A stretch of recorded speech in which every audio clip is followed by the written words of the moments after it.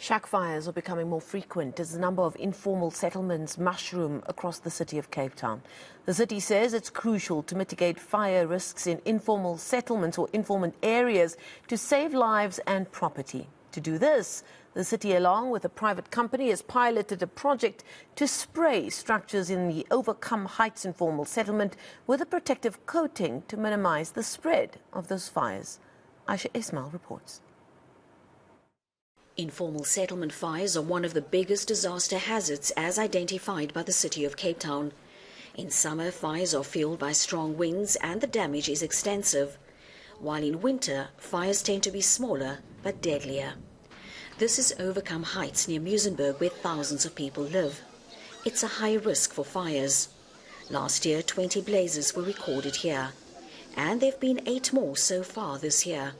The process is that the structures are covered in a fire-resistant material, in this case sponsored by the service provider or the company who makes it, and this basically stops the fire. So if the whole structure is covered with it, the spread of fire will be much less. A structure covered with this material takes about 20 times longer to actually have the fire spread than a normal unprotected structure. So in that way you save people's belongings and also save lives. That's the whole idea. The whole idea is to arrest the spread of the fire. Previous experiments have shown that this is effective, but what is going to be tried here is a grid system where we try to establish multiple barriers to fires in the informal settlement so that if it starts somewhere, at least it is stopped before it spreads to the whole settlement. The aim is to minimize the risk of injury, death, and damage to infrastructure, property, and the environment. It is incredibly effective. This is a tested product. We normally use it in petrochemical facilities where it is sprayed onto the steel beams and it basically provides structural integrity. If there's a big fire at a petrochemical environment, it normally burns up to 1,000 degrees Celsius. This product provides cooling, all right, and it protects the steel on the inside. Steel melts at 600, 700 degrees. This probably keeps it at about 200 degrees Celsius for a period of 2 hours. Residents here say they are happy their area was chosen for the pilot project.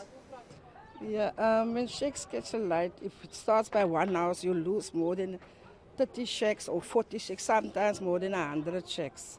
And there's no help from the city with material rebuilding the structures. So it's very hard, and then we have to accommodate that people.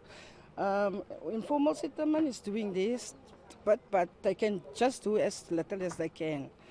But it is when there's a fire, it's very sad to be in this informal settlement. The kids is without nothing, without school children, they lose everything. In that few seconds, they lose everything.